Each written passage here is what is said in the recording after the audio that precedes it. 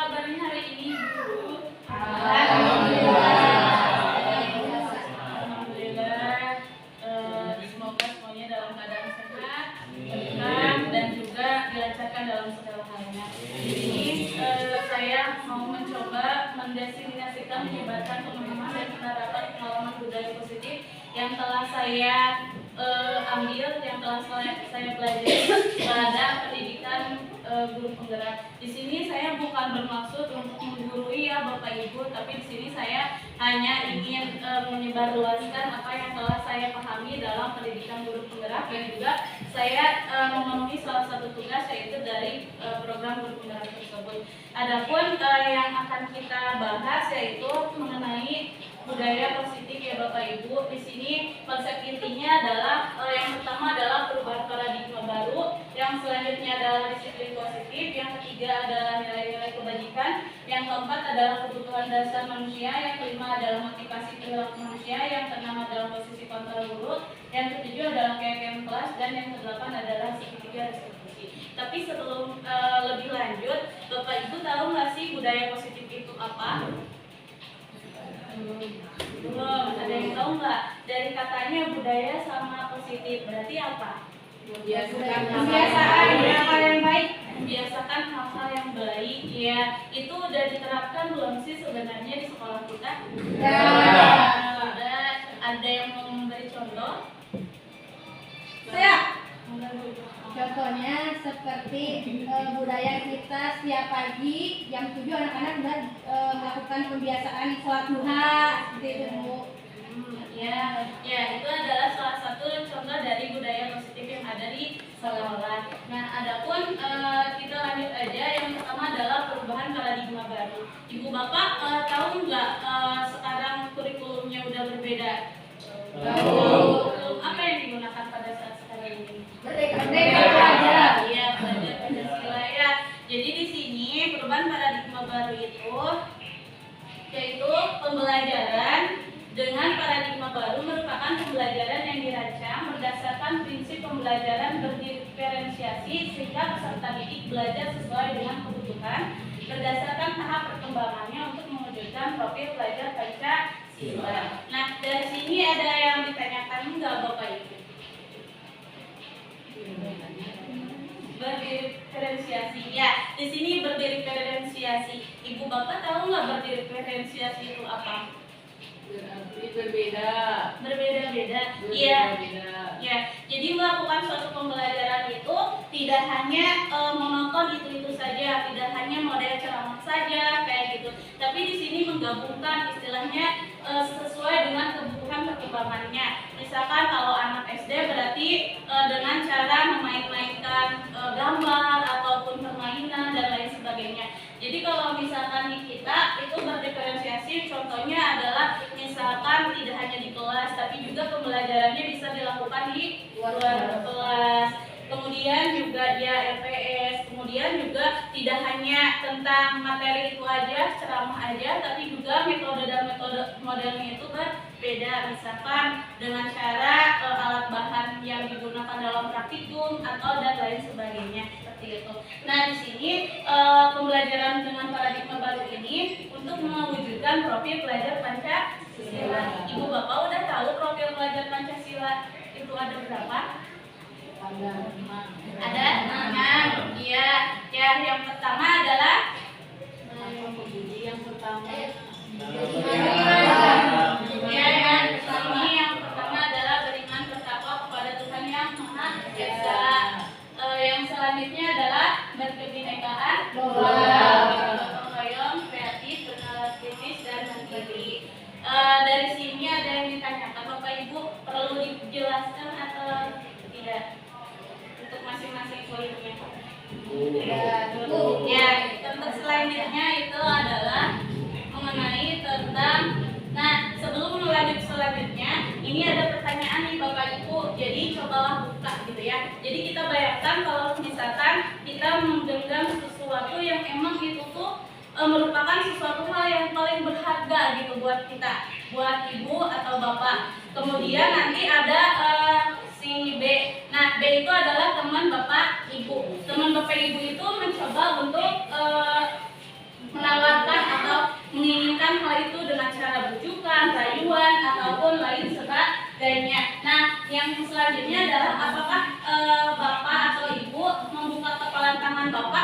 ketika kita mengapa sesuatu hal yang paling berharga, apakah membuka atau tidak?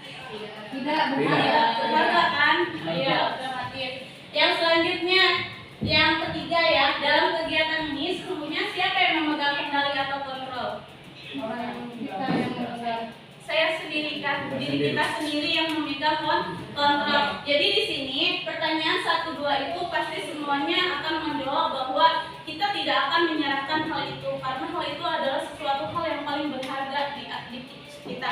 Walaupun mungkin ada yang bujukan, rayuan atau hasutan dan lain sebagainya, mungkin kita akan merelakannya untuk membukanya. Tapi hal itu otomatis sesuai dengan keinginan kita ya, cuma orang lain gitu kan, mau membuka ataupun tidak itu gimana kemauan kita seperti itu. Jadi di sini yang memegang kontrol atau kendali itu ada pada diri kita masing-masing.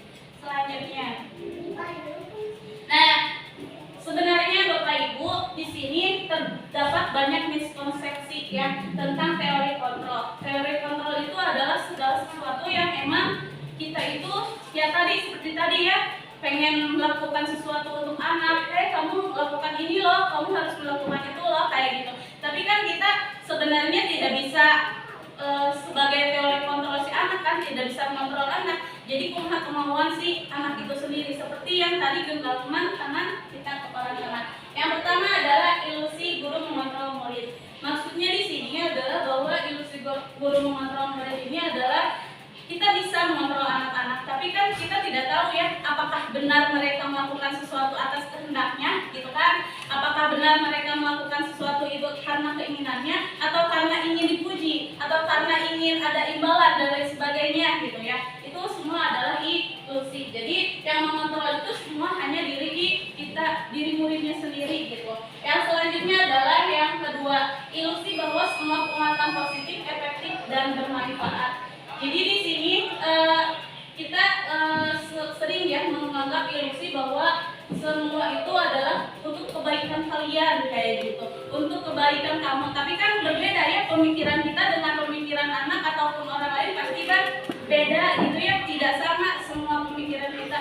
Misalkan, iya baik kok buat kamu, tapi kan buat anak itu belum tentu baik gitu ya. Kata ibu, kata aku enggak kayak gitu. Jadi itu tuh semua ilusi. Yang selanjutnya adalah ilusi bahwa kritik dan membuat salah bersalah mampu menguatkan karakter. Jadi di sini semua itu ilusi bahwa ketika kita mengkritik terus merasakan kamu salah melakukan ini, gak boleh kayak gitu dan sebagainya, itu akan membuat karakter anak menjadi lebih baik. Itu semua salah seperti itu. Yang selanjutnya adalah ilusi bahwa orang dewasa berhak memaksa. Di sini itu juga sebuah ilusi bahwa orang dewasa berhak memaksa. Di sini kita ketahui bahwa emang sih gitu, kita udah banyak pengalamannya, kita udah banyak istilahnya kehidupannya itu lebih banyak dibandingkan dengan anak. Terus kita sebagai orang dewasa terus memaksa, kamu harus datang ke sekolah, atau kamu jangan melakukan itu karena itu dapat negatif gitu ya, membuat kita negatif dan lain sebagainya. Tapi kan itu adalah semua ilusi karena anak pasti beranggapan yang baik kayak gitu. Yang selanjutnya, nah di sini dari tadi ya, dari ilusi-ilusi tersebut dan lain sebagainya, kita harus mengubah paradigma stimulus respon ke pendekatan teori kontrol tadi ya, karena kita tahu bahwa genggaman tangan itu kontrol itu ada pada diri masing-masing. Jadi di sini biasanya kalau kita stimulus responnya itu istilahnya jangka pendek kayak gitu ya. Realitasnya kebutuhan kita sama. Kita sering berpendapat bahwa kebutuhan kita itu semuanya sama. Padahal apa? Padahal ini adalah kebutuhan kita berbeda. Istilahnya seperti apa? Istilahnya kayak gini. Kita butuh uang, misalkan kayak gitu ya. Kita beranggapan bahwa kita butuh uang, kita ini. Tapi kan teori kontrolnya bahwa tidak semua butuh uang seperti itu ya. Karena apa? Karena mungkin lagi ada rezeki atau dan lain sebagainya kayak gitu. Yang selanjutnya, semua orang melihat hal yang sama. Jadi di sini kita sering beranggapan bahwa semua orang itu melihat hal yang sama. Padahal di sini kita tidak tahu ya, kita mah nganggapnya semua hal itu pasti sama gitu ya. Padahal itu berbeda kalau menurut teori kontrol. Yang selanjutnya, kita mencoba mengubah orang agar berpandangan sama dengan kita. Seringkali kita beranggapan bahwa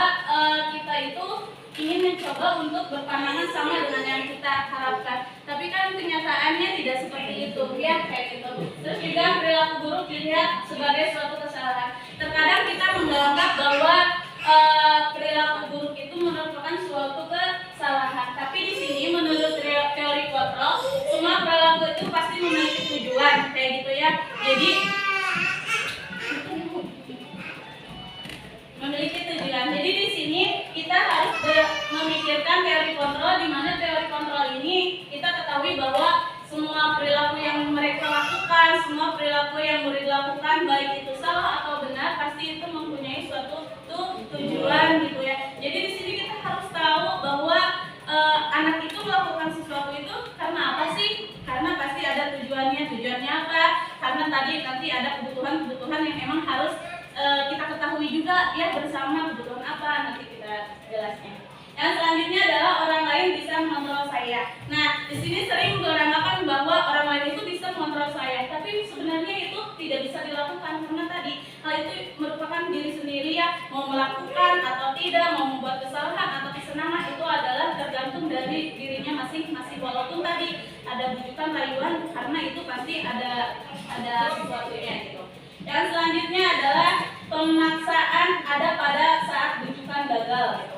Karena kita misalkan memaksa sesuatu tadi ya, genggaman tangan dipaksa ayolah gitu, lama kurang gagal, berarti itu semua adalah kegagalan. Tapi sebenarnya menurut teori kontrol itu kolaborasi dan kompensasi menciptakan pilihan-pilihan baru. Jadi harus ada istilahnya pengkolaborasian dari yang tidak hanya bujukan saja, tapi juga misalkan dengan cara desakan dan lain sebagainya kayak gitu.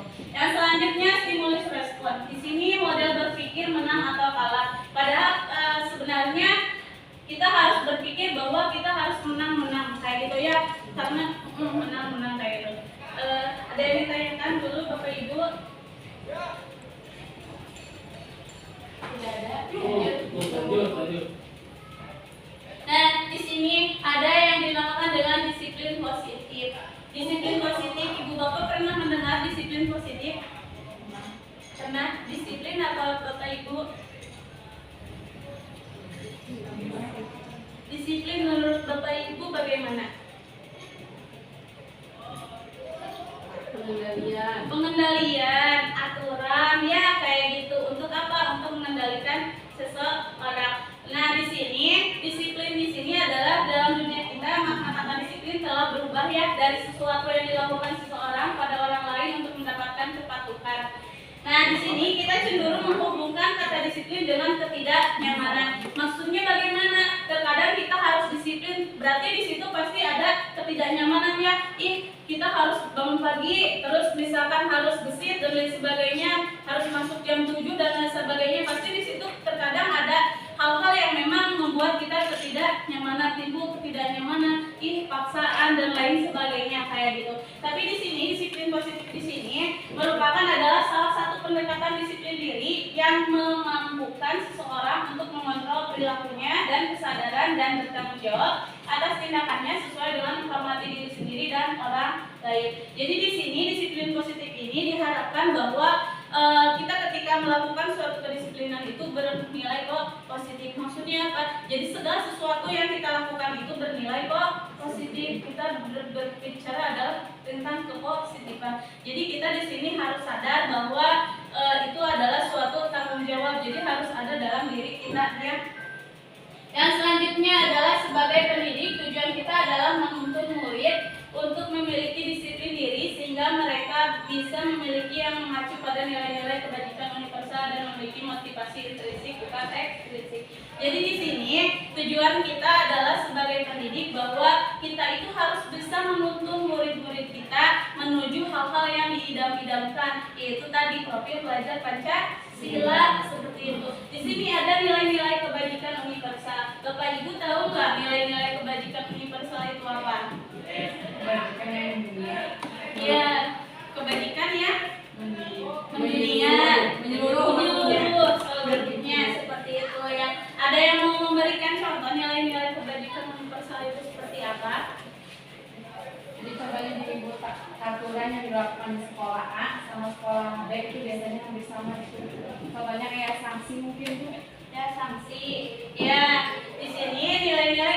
pendidikan universal itu contohnya tadi ya, bisa tadi dari profil pelajar Pancasila, terus juga istilahnya hal-hal yang bernilai positif. Nah, di sini harus memiliki motivasi intrinsik. Jadi di sini harus memiliki motivasi yang ada dalam dirinya masing-masing ya, tidak bisa memaksakan seperti itu. Jadi karena apa? Karena di sini kita ketahui bahwa segala sesuatu kalau karena terpaksa itu juga tidak baik gitu ya. Jadi pasti kalau melakukan suatu kesalahan karena itu adalah suatu paksaan atau tidak bukan dari motivasi intrinsiknya itu sendiri, maka anak itu pasti bakal melakukan kesalahan yang sama atau berulang seperti itu.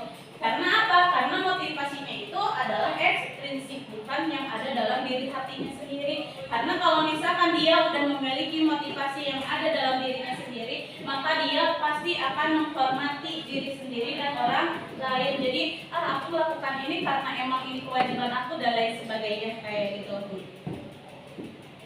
Nah, di sini ada nilai-nilai kebajikan, di mana nilai kebajikan itu adalah sifat-sifat positif manusia yang merupakan tujuan mulia yang ingin dicapai setiap individu. Nilai ini disepakati bersama lepas dari suku, bangsa, agama, bahasa maupun latar belakangnya. Dari sini contoh nilai-nilai kebajikan di sebuah institusi, terutama di dunia pendidikan, yaitu adalah profil pelajar Pancasila yang tadi udah dibahas ya. Yang selanjutnya ada toleransi, rasa hormat, integritas, mandiri dan lain sebagainya.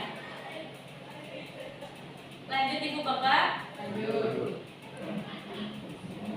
Nah, di sini ada motivasi perilaku manusia, di mana kita terkadang kalau melakukan sesuatu itu pasti ada motivasinya dong Bapak Ibu.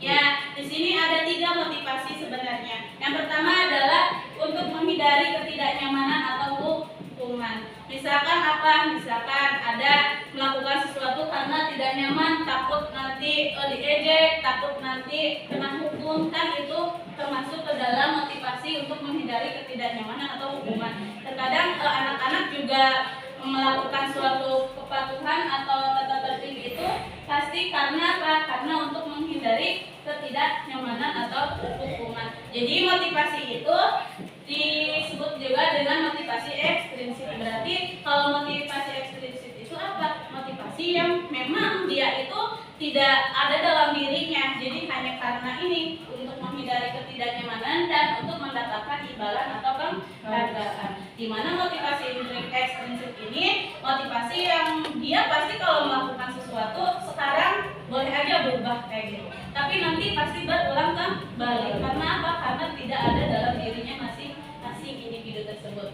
Yang selanjutnya, yang ketiga adalah untuk menjadi orang yang mereka inginkan dan menghargai diri sendiri dengan nilai-nilai yang mereka percaya. Di sini adalah motivasi intrinsik. Jadi di sini kita harus bisa memotivasi anak dengan cara motivasi intrinsik. Dengan cara apa? Dengan cara menghargai dirinya sendiri dan juga untuk bisa mempunyai nilai-nilai yang mereka percaya itu adalah suatu kebaikan seperti itu. Jadi tidak hanya karena hukuman ataupun imbalan seperti itu. Yang selanjutnya, nah coba Bapak Ibu ini bagaimana? Apakah ini suatu hukuman atau penghargaan atau apa? IPA kurang menguasai pelajaran matematika sehingga pada saat pelajaran tersebut berlangsung dia lebih banyak berdiam diri atau menggambar buku pelajarannya. Pada saat guru matematikanya Pak Seno menanyakan pertanyaan, IPA menjadi gugup dan tak sengaja menjatuhkan tasnya dari kursi serta tiba-tiba menjadi gagap pada saat berupaya menjawab. Seluruh kelas pun tertawa melihat perilaku IPA yang secara tergagap dan terkejut tersebut.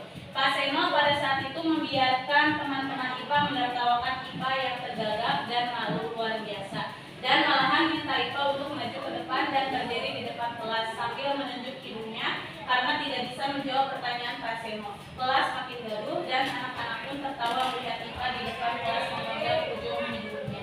Nah, menurut Bapak Ibu nih, ini adalah suatu hukuman atau penghargaan atau apa? Hukuman. Kenapa bisa menyebutkan itu hukuman Bapak Ibu? Karena tertawakan saling Ya, di sini ini adalah suatu hukuman. Sebenarnya hukuman ini baik gak sih dilakukan? Sebenarnya tidak baik. Tidak baik. Iya, tapi kebanyakan masih banyak yang melakukan seperti itu ya, melakukan suatu hukuman. Sebenarnya harusnya bagaimana sih? Nah, kita akan belajarnya. Nah, di sini Bapak Ibu ada yang dinamakan dengan hukuman, konsekuensi, dan restitusi. Ya, dimana hukuman ini adalah sebuah identitas gagal. Kenapa gagal? Karena di sini sesuatu itu pasti menyakitkan yang harus terjadi. Biasanya kalau hukuman ini biasanya secara langsung atau memang ada aba-aba dulu nih mau dihukum atau apa? Secara langsung ya Bapak Ibu, biasanya melakukan suatu hukuman itu secara langsung. Kamu melakukan suatu hukuman pelanggaran, kamu silakan dihukum. Kan tidak ada istilahnya, tidak ada persiapan dari anaknya tersebut bahwa aku tuh harus bagaimana dan lain sebagainya kayak gitu ya. Jadi itu adalah secara langsung ya Bapak Ibu, tidak dipikirkan dulu, istilahnya tidak diaba-aba, tidak ada komunikasi dua arah, istilahnya itu hanya satu arah. Yang selanjutnya ada konsekuensi. Sesuatu itu harus terjadi. Jadi kalau konsekuensi itu apa Bapak Ibu menurut Bapak Ibu dari sini? Resiko yang harus diambil. Otomatis di sini apabila misalkan kayak gini, suatu kesepakatan, misalkan kalau kamu tidak mengerjakan tugas sebelumnya mungkin ya, kalau kamu tidak mengerjakan tugas, otomatis kamu akan melaksanakan pelanggaran, yaitu menulis buku catatan selama 100 halaman, atau kamu bakal melakukan lari. Nah, itu adalah suatu kesepakatan. Dimana kalau suatu kesepakatan itu pasti ada bicara dua arah, konsekuensinya gitu ya. Apabila kamu melakukan ini ya otomatis konsekuensinya ini. Tapi itu semua pasti udah direncanakan ya, istilahnya udah ada komunikasi antara ibu sama anaknya tersebut kayak gitu. Kalau hukuman tadi tidak, istilah tiba-tiba aja ditunjuk silakan melakukan hukuman dan lain sebagainya. Yang selanjutnya ada restitusi, di mana restitusi ini adalah merupakan suatu pilihan. Pilihan yang seperti apa Bapak Ibu? Jadi di sini emang anak itu melakukan suatu kesalahan, tapi di sini anak juga nanti dididik supaya apa? Supaya dia mengetahui keyakinan kelas apa yang telah dia langgar dan lain sebagainya. Yang selanjutnya, tidak nyaman untuk murid anak untuk jangka panjang. Biasanya hukuman ini bakal terjadi untuk jangka panjangnya, seperti membekas, dendam. Kenapa sih ada yang membunuh dan lain sebagainya? Karena guru dibunuh dan lain sebagainya sama anak. Karena apa? Karena tadi dia melakukan hukuman yang mungkin dia tidak terima atas hukuman tersebut, seperti itu. Jangka panjangnya pasti berkelanjutan, dia menjadi pendiam atau dia menjadi berontak dan lain sebagainya. Yang selanjutnya adalah tidak nyaman untuk murid anak untuk jangka waktu yang pendek. Mungkin dalam waktu sebentar dia itu merasakan gitu ya, abi dihukum si Bu Elka, tapi kan itu sebuah konsekuensi ya. Tapi itu jangka pendek. Karena apa? Kalau jangka panjang dia membekasnya mendalam, kalau jangka pendek kan hari itu aja, hari berikutnya pasti kembali kayak gitu ya, tidak berkepanjangan. Yang selanjutnya adalah restitusi, di mana restitusi ini adalah menguatkan murid anak dalam jangka waktu yang panjang. Jadi kalau yang ini adalah restitusi ini istilahnya dia melakukan suatu kesalahan tadi ya, tapi dia mampu untuk beradaptasi lagi dan berkolaborasi lagi dengan anak-anak lain seperti itu, yang menjadi dia tidak dendam, jadi di seperti itu. Nah, yang selanjutnya adalah yang ketiga adalah korban mendapatkan keadilan. Kalau di sini korban bisa diabaikan, korban mendapatkan ganti ya. Terus murid atau anak akan tersakiti kalau di hukuman, kalau yang di konsekuensi murid atau anak dibuat tidak nyaman. Jadi tidak nyamannya apa? Pada hari itu aja gitu ya kalau konsekuensi. Tetapi kalau hukuman itu biasanya tersakitinya lama seperti itu. Ada yang ditanyakan dulu Bapak Ibu atau lanjut? Nah, di sini ya Bapak Ibu ada ini hukuman atau konsekuensi. Yang pertama, mencatat 100 kali di dalam buku kalimat saya tidak akan terlambat lagi karena terlambat ke sekolah. Ini hukuman atau konsekuensi Bapak Ibu? Hukuman. Konsekuensi, apa konsekuensi Bapak Ibu?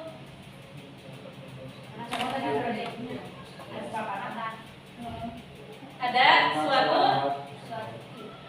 ya dia melakukan kesalahan ya, tapi dia udah tahu sanksinya, istilahnya udah ada kesepakatan terlebih dahulu. Jadi itu sanksi atau konsekuensinya seperti itu gitu ya. Jadi ada suatu kesepakatan terlebih dahulu sebelum melakukan hal tersebut. Yang selanjutnya hukuman lari mengelilingi lapangan basket 2 kali karena terlambat hadir di sekolah. Ini adalah suatu hukuman. Karena apa? Karena ya itu secara fisik gitu ya, gitu. Secara fisik.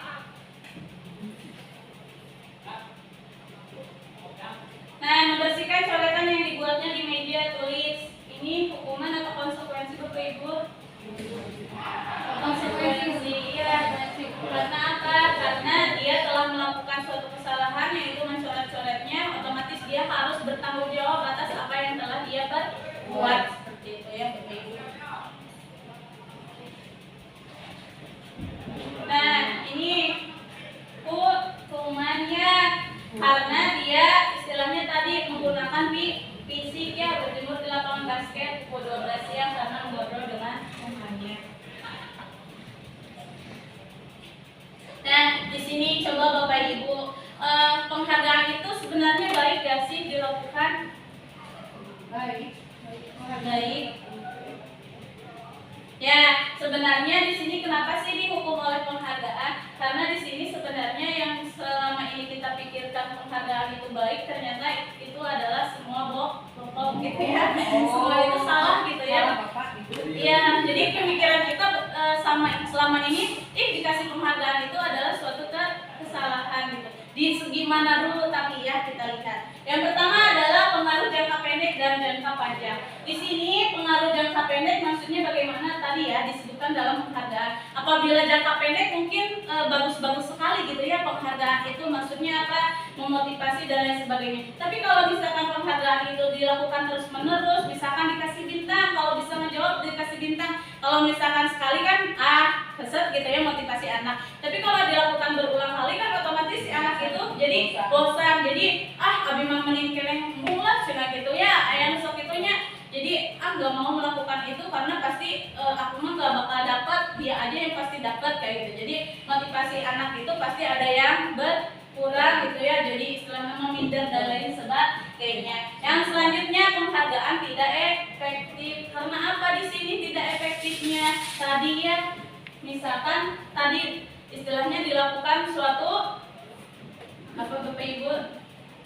Penghargaan karena apa? Karena tadi dilakukan berulang, jadi otomatis penghargaan itu tidak efektif lagi. Bagi siapa? Bagi yang emang moodnya itu aku mah gak mau kayak gitu dan lain sebagainya. Yang selanjutnya adalah penghargaan merusak hubungan. Maksudnya bagaimana Bapak Ibu merusak hubungan ini? Ada yang tahu? Kedekatan.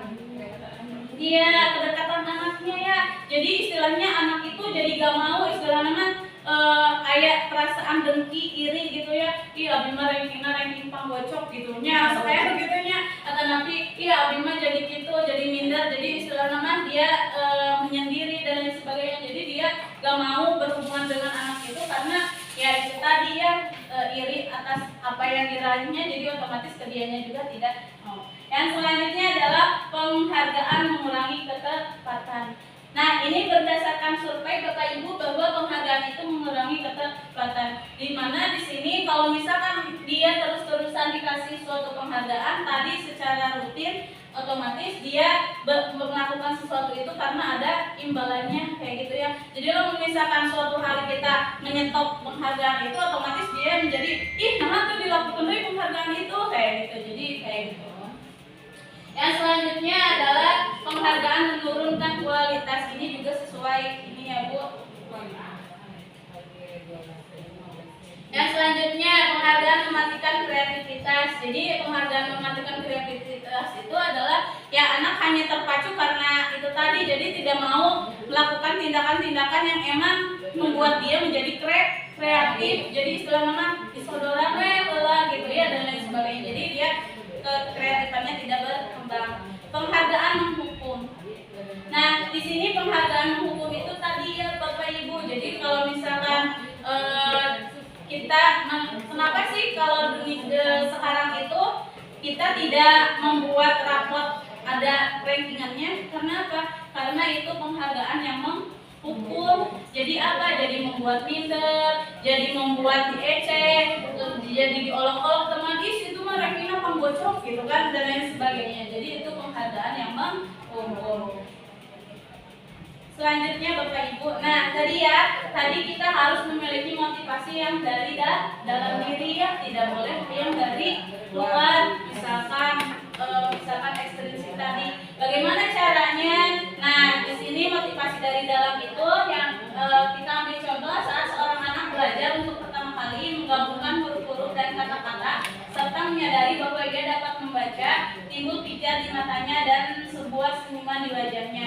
Anak tersebut begitu gembira bahwa ia telah mempelajari dan menguasai suatu keterampilan baru. Kesadaran akan kemampuannya bahwa dia sudah dapat membaca sesungguhnya sudah merupakan sebuah penghargaan. Jadi penghargaan itu tidak harus dikasih barang ataupun apa. Jadi misalkan yang dalam intrinsik ini adalah penghargaan yang emang langsung spontan, misalkan dengan senyuman, wah alhamdulillah kamu bagus sekali pujian kayak gitu ya. Jadi itu memotivasi anak untuk lebih motivasinya dari dalam. Yang selanjutnya, jika kita memberikan penghargaan kepada seorang anak pada saat dia sedang merasa bangga dengan pencapaiannya sendiri, maka kita akan mengambil kegembiraan yang saat itu sedang dirasakan secara alamiah. Jadi misalkan pas kejadian itu kita langsung memberikan suatu penghargaan, baik itu menampilkan di depan dan lain sebagainya. Jangan sampai tidak pas waktu itu, jadi dia merasa kadaluarsa atau bagaimana kayak gitu ya. Ada yang ditanyakan dulu Bapak Ibu? Lanjut.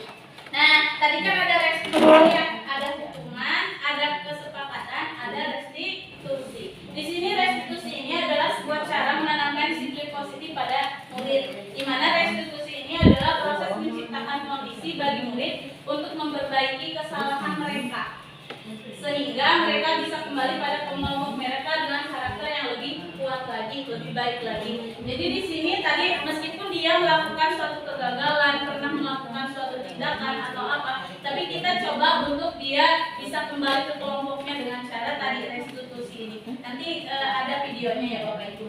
Nah ini adalah pertama adalah restitusi bukan untuk menebus kesalahan, namun untuk belajar dari kesalahan. Jadi istilahnya nanti dimotivasi anak apa kesalahannya sebenarnya itu menurut suatu keyakinan kelas atau tidak dan lain sebagainya. Yang selanjutnya restitusi memperbaiki hubungan.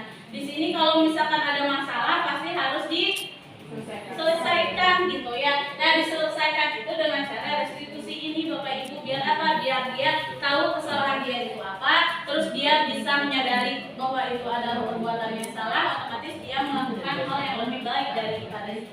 Yang selanjutnya adalah restitusi adalah tawaran yang Bapak Ibu, bukan paksaan. Kamu harus gini, kamu harus itu. Nah itu nggak boleh dilakukan Bapak Ibu. Jadi itu harus sesuai tawaran. Apakah kamu ingin memperbaikinya? Apakah kamu tidak ingin seperti itu lagi? Jadi ditawarkan kayak gitu. Jadi jangan sampai dipaksa untuk itu. Karena kalau dipaksa tadi langsung kepada ekstrinsik, bukan jadi intrinsik. Kan dalam dirinya otomatis kalau dia melakukan paksaan bukan tawaran, otomatis yang dia lakukan adalah pasti akan mengulangi hal yang sama lagi gitu. Sekarang sadar, nanti enggak kayak gitunya. Enggak tahu lupa ingatan, enggak tahu apa ya Bapak Ibu. Yang selanjutnya adalah restitusi menuntut untuk melihat ke dalam diri. Jadi di sini restitusi ini mencoba untuk kita menuntut untuk melihat ke dalam dirinya. Ada yang salah nggak sih dengan kamu? Apa yang kamu lakukan? Keyakinan kelas apa dan lain sebagainya. Jadi dari hati ke hati kayak gitu ya. Yang selanjutnya adalah restitusi mencari kebutuhan dasar yang mendasari tindakan. Yang selanjutnya adalah restitusi fokus pada karakter bukan tindakan. Jadi di sini yang ditekankan adalah bahwa restitusi ini bertindak pada karakternya ya, karakternya mau berubah atau tidak kayak gitu ya. Kalau misalkan ini apa yang akan kamu lakukan dan lain sebagainya. Nah restitusi ini fokus pada solusi Bapak Ibu. Jadi tidak tadi ya tidak hukuman ataupun konsekuensi, tapi yaitu restitusi. Kalau restitusi ini pasti jangka panjangnya juga lebih baik daripada yang tadi konsekuensi atau Tuhan. Ya, selanjutnya Ibu Bapak pernah mendengar keyakinan kelas nggak Ibu Bapak? Baru sekarang ya. Nah, ini adalah keyakinan kelas. Nah, coba Ibu Bapak, mengapa sih keyakinan kelas itu lebih penting daripada aturan? Kenapa artinya keyakinan dinamakan keyakinan kelas, bukan peraturan kelas? Non bedana keyakinan sama peraturan Bapak Ibu. Ada perbedaan nggak? Kalau keyakinan mah dari dalam diri. Iya, kalau keyakinan mah dari dalam diri. Kalau peraturan Dari yang dibuat. dari yang membuat pemaksaan gitu ya, memaksakan kayak gitu. Jadi kalau misalkan keyakinan kelas itu adalah kolaborasi antara dua arah seperti itu ya, antara murid dengan gurunya. Jadi ada suatu keyakinan, otomatis selama dia melakukan suatu kesalahan, kan kamu udah melakukan keyakinan kelas gitu. Itu kan udah suatu aturan yang sudah disetujui gitu ya. Sedangkan kalau peraturan kelas itu biasanya dibuat oleh guru itunya sendiri. Ini aturannya ulah kia, anak-anak tinggal melakukannya kayak gitu. Jadi kan anaknya serasa terpaksa dan lain sebagainya kayak gitu ya Bapak Ibu. Nah, di sini ya Bapak Ibu, ini contohnya. Mengapa kita memiliki peraturan tentang penggunaan helm pada saat mengendarai kendaraan roda 2 atau motor? Kenapa demikian? Iya, biasanya kan karena keselamatan gitu ya. Nah, melindungi kepala kayak gitu ya. Otomatis di sini yang selanjutnya, mengapa kita memiliki peraturan tentang penggunaan masker dan mencuci tangan setiap saat? Karena biasanya kemungkinan jawabannya adalah untuk kesehatan dan keselamatan. Itu adalah aturan, peraturan atau misalkan keyakinan kelas, keyakinan. Peraturan apa keyakinan Bapak Ibu? Peraturan karena sifatnya memaksa, istilahnya udah stagnan ya seperti itu. Nah, adapun di sini kesepakatan kelas itu merupakan nilai-nilai keselamatan atau keseharian. Keyakinan ya Bapak Ibu, yaitu keyakinan itu adalah nilai-nilai kebajikan universal yang disepakati secara tersirat dan tersurat lepas dari latar belakang suku, negara, bahasa maupun bangsa. Jadi di sini tadi dimunculkan lagi nilai-nilai kebajikannya Bapak Ibu ya, baik itu nilai tadi misalkan sopan santunnya ataupun kedisiplinannya ataupun apa gitu. Tapi di sini nilai-nilai universal ini sebenarnya Bapak Ibu. Nah, di sini pembentukan keyakinan kelas itu ada 6 ya Bapak Ibu. Yang pertama adalah lebih abstrak daripada peraturan. Maksudnya abstrak itu apa? Lebih nyata gitu ya, sesuai dengan kondisi anak seperti itu ya. Kondisi nggak sama kan kondisi anak di kelas A, B, C dengan misalkan di kelas D seperti itu kan perbedaan. Otomatis keyakinan kelasnya itu juga pasti berbeda seperti itu. Yang selanjutnya berupa pernyataan universal, misalkan santun, misalkan itu hal yang positif. Yang selanjutnya dibuat dalam bentuk positif. Jadi di sini pembuatan keyakinan kelas itu harus bersifat yang positif gitu ya. Tidak misalkan jangan membuang sampah sembarangan. Kan misalkan itu adalah suatu aturan ya, bukan keyakinan. Harusnya bagaimana? Membuang sampah pada tempatnya. Jangan ada kata-kata negatif, jangan atau napi gak boleh atau apa. Nah itu adalah peraturan. Sedangkan kalau keyakinan kelas itu sendiri adalah positif, misalkan membuang sampah pada tempatnya, datang sesuai waktunya dan lain sebagainya. Dan selanjutnya ini sedikit saja biar mudah diingat. Jadi keyakinan kelas itu tidak boleh banyak-banyaknya, jeret 200 atau nanti satu mahal. Jadi harus sedikit aja, misalkan poin-poin penting yang emang harus diyakini oleh kelas tersebut gitu ya. Dan selanjutnya sebaiknya sesuatu yang dapat dilakukan di lingkungan tersebut. Jadi keyakinan kelas itu harus bisa diterapkan di lingkungan itu gitu ya. Jangan sampai membuat suatu keyakinan tapi tidak bisa dilakukan di kelas itu gitu ya. Dan selanjutnya semua warga kelas hendaknya ikut berkontribusi dalam pembuatan keyakinan kelas lewat kegiatan sudah pendapat. Jadi di sini kalau kita membuat suatu keyakinan itu harus semua orang terlibat. Jangan sampai hanya satu orang terlibat. Kalau satu orang tadi dikatakan oleh apa? Dinamakan dengan peraturan, bukan jadi keyakinan kelas. Jadi kalau keyakinan kelas harus disepakati bersama. Caranya bagaimana? Untuk saya sendiri itu sudah melakukan keyakinan kelas ini. Saya melakukannya di kelas 10 SM2 kira-kira seperti itu. Yang saya lakukan adalah membuat mereka membuat keyakinan, yaitu menempelkan statement apa yang diinginkan anak-anak tersebut dan lain sebagainya kayak gitu. Nah ini akhirnya saudara apa di sini?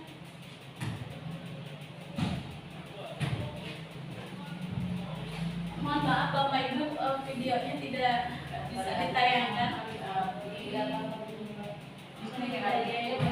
Nah ini adalah kegiatan pembuatan keyakinan kelas yang sudah saya lakukan. Ini hasilnya seperti ini. Jadi keyakinan kelas di dalam kelas 12 TPSM 2 yang pertama adalah kita harus saling menghargai dan jujur seperti itu. Jadi di sini di dalam pembuatan keyakinan kelas ini tidak boleh ada kata-kata yang negatif. Harus positif, kita saling menghargai, terus juga saling menghormati, bersikap mandiri dan disiplin, terus juga sopan santun, ramah dan lain sebagainya. Ini yang sudah saya lakukan Ibu Bapak.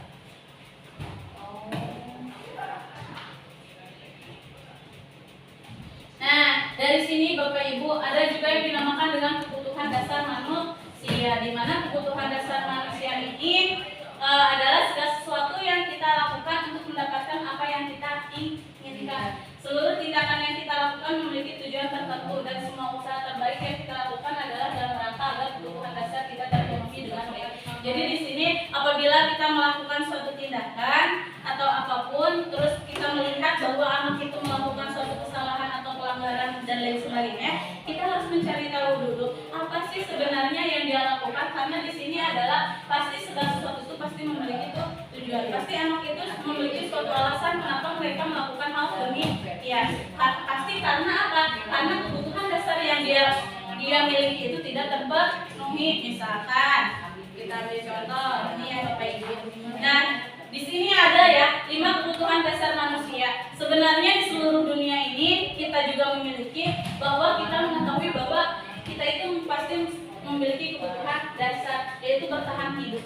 Ya, di sini bertahan hidup di sini kita pasti ingin memiliki istilahnya makan atau apa gitu. Pasti untuk melakukan segala cara untuk bertahan hidup juga pasti dilakukan, walaupun mungkin tadi dengan melakukan cara yang negatif. Karena apa? Karena dia belum makan 5 hari, jadi otomatis dia mencuri. Karena apa? Karena dia butuh untuk bertahan hidup. Kalau nggak seperti itu ya dia pasti juga tidak akan melakukan hal yang demikian. Dan selanjutnya kasih sayang dan rasa diterima. Maksudnya bagaimana? Maksudnya adalah bahwa di sini setiap orang itu pasti memerlukan kasih sayang, butuh perhatian. Mungkin dia melakukan suatu pelanggaran itu karena dia misalkan kurang kasih sayangnya, atau misalkan kurang diperhatiin di rumahnya, otomatis dia melakukan kesalahan di sekolah. Karena apa? Ya kurang kasih sayang, jadi pengen diperhatiin. Dan kalau misalkan membuat kesalahan, pasti otomatis guru pun akan memperhatikannya gitu ya, sedetail mungkin.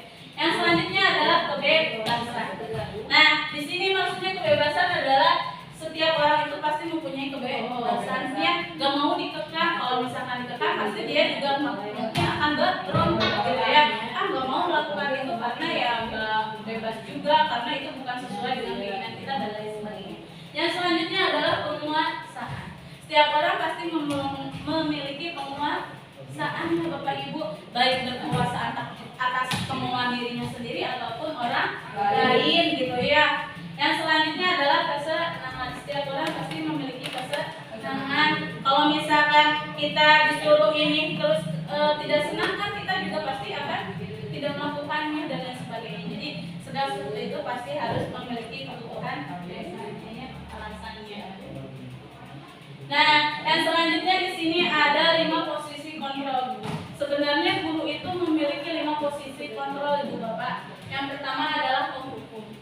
Yang kedua adalah pembuat merasa bersalah. Yang ketiga adalah teman. Yang keempat pemantau. Dan yang kelima adalah manajer. Maksudnya bagaimana? Kalau penghukum kita tahu ya bahwa segala sesuatu tadi harus ada konsekuensinya kayak gitu ya. Jadi di sini guru juga berposisi sebagai kontrol guru, yaitu penghukum. Dan selanjutnya adalah membuat merasa bersalah. Jadi di sini guru juga harus bisa membuat anak merasa apa yang telah dilakukan itu salah ternyata gitu dan lain sebagainya. Nah selanjutnya teman. Jadi di sini kenapa sih kita harus sebagai teman? Karena kita tidak tahu ya dia sedang mengalami hal apa sehingga mengakibatkan dia seperti itu. Otomatis kita harus dihadapkan pada posisi kontrol sebagai teman. Jangan sampai harusnya sebagai posisi teman tapi kalau sebagai posisi kontrol atau menghukum dan lain sebagainya. Terus juga pemantau. Di sini kita sebagai guru juga harus memantau. Memantau apa? Memantau perilaku dari anak tersebut, apakah baik untuk kedepannya atau tidak dan lain sebagainya. Yang selanjutnya adalah manajer. Manajer di sini adalah segala sesuatunya harus ada komunikasi ya antara satu dengan yang lainnya. Yang selanjutnya Bapak Ibu. Nah di sini adalah contoh penerapan 5 posisi kontrol. Hormat pada bendera selama 1 jam. Ini termasuk posisi guru sebagai penghukum Bapak Ibu. Jadi silakan hormat selama 1 jam karena dia telah melakukan suatu kesalahan misalkan atau ini ya suatu kesalahan baik itu berupa hukuman benar-benar atau misalkan sebuah konsekuensi yang telah dilakukan oleh murid tersebut. Dan selanjutnya ini sebagai penghukumnya Bapak Ibu. Contoh yang selanjutnya adalah membuat merasa bersalah. Contohnya bagaimana? Contohnya berapa kali ibu sudah bilang harus memberitahu kamu itu sudah mengecewakan hati ibu. Nah itu adalah membuat merasa bersalah. Kadang suka gitu ya kita, kamu mah di bejaan teh udah berapa kali ibu bilang kayak gitu ya, nggak boleh kayak gitu, nggak boleh kayak gitu, tapi kamu gitu, kamu membuat ibu kecewa, udahlah kayak gitu ya, nggak mau dan lain sebagainya. Itu adalah membuat merasa bersalah. Yang selanjutnya adalah contoh penerapan 5 posisi kontrol sebagai teman. Sebagai teman ini bagaimana? Misalkan tadi ya, ayo dong ikuti aturan sekolah, tolong bantu ibu ya, gitu. Terus juga ya sudah tidak apa-apa, lain kali jangan seperti ini lagi ya. Nah itu adalah sebagai posisi teman, kayak gitu ya. Dan selanjutnya sebagai posisi pemantau. Kalau pemantau biasanya apa peraturannya, kayak gitu ya. Apa konsekuensinya, apa yang telah kamu lakukan, apa yang terjadi sekarang, itu adalah posisi pemantau. Jadi dipantau anak itu ya. Dan selanjutnya adalah manajer. Apa yang kamu yakini? Kalau kamu meyakininya, apa yang telah kamu lakukan? Kalau kamu memperbaikinya, jadi kira-kira hal tersebut akan menggambarkan apa tentang dirimu seperti itu. Itu adalah manajer.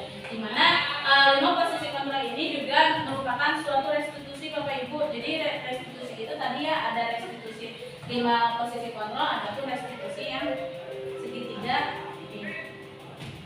Nah, di sini Ibu Bapak, ini adalah suatu segitiga restitusi, di mana segitiga restitusi ini adalah suatu proses dialog yang dijalankan oleh guru agar dapat menghasilkan murid yang mandiri dan bertanggung jawab. Jadi di sini segitiga restitusi ini adalah suatu gambaran bahwa kita apabila ada suatu permasalahan, cara menyelesaikannya seperti apa.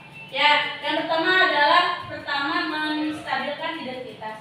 Di mana menstabilkan identitas ini adalah setiap orang pasti pernah melakukan kesalahan. Nah, di sini juga kamu bukan satu-satunya yang pernah melakukan kesalahan. Jadi di situ pertanyaannya seperti itu. Yang selanjutnya adalah validasi tindakan yang salah. Di sini biasanya bertanyanya adalah kamu tentu punya alasannya mengapa melakukan itu. Yang selanjutnya adalah adakah cara yang lebih efektif untuk mendapatkan apa yang kamu butuhkan? Nah, itu juga termasuk ke dalam validasi tindakan segitiga restitusi. Yang selanjutnya adalah menanyakan keyakinan. Di mana menanyakan keyakinan ini adalah keyakinan khas apa yang telah kita sepakati. Mengapa kamu melakukan demikian gitu ya? Kamu ingin menjadi orang yang seperti apa? Nah, itu adalah menstabilkan, menanyakan keyakinan. Nah, di sini ya Bapak Ibu tadi ada 3 cara melakukan suatu segitiga restitusi. Menstabilkan identitas, terus juga ini adalah bagian dari segitiga yang mana bertujuan untuk mengubah identitas anak dari orang yang gagal karena melakukan kesalahan menjadi orang yang sukses gitu ya. Jadi menanyakan kamu udah melakukan hal apa, udah berapa lama dan lain sebagainya. Menstabilkan identitas. Yang selanjutnya adalah validasi tindakan yang salah. Di mana validasi tindakan yang salah ini adalah setiap tindakan kita dilakukan dengan suatu tujuan tadi ya, yang kebutuhan dasar itu. Makanya di sini kita harus memenuhi kebutuhan dasar tadi. Kalau kita memahami kebutuhan dasar apa yang mendasari sebuah tindakan itu, kita akan bisa menemukan cara-cara paling efektif untuk memenuhi kebutuhan dasar tersebut. Jadi kita mengetahui itu bagaimana kebutuhan dasar apa sih yang kurang dari anak tersebut. Jadi kita bisa mengetahui, oh kamu harus begini dan sebagainya. Adapun yang selanjutnya adalah menanyakan keyakinan. Di sini adalah menanyakan keyakinan itu adalah menanyakan keyakinan kelas yang telah kita sepakati sebelumnya di kelas. Jadi ditanyakan kembali, sebenarnya apa yang telah kamu lakukan, keyakinan kelas apa yang telah kamu langgar dan lain sebagainya. Adapun ini yang telah saya lakukan yaitu tentang segitiga restitusi Bapak Ibu.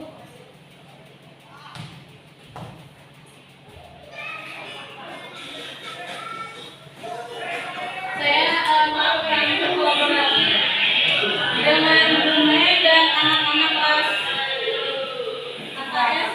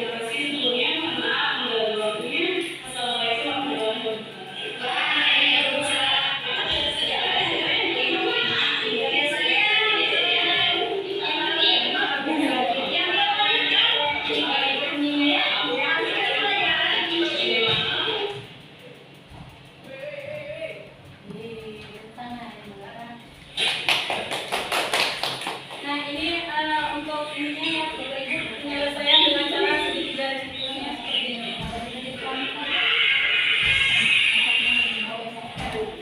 Keesokan harinya. Jadi ini kemarin saya ada kegiatan organisasi dulu. Kemarin aku dapat kabar bahwa katanya kita melakukan penelitian terhadap Asia atau itu benar? Karena saya sama aja Bu Malaysia menurut pacar saya.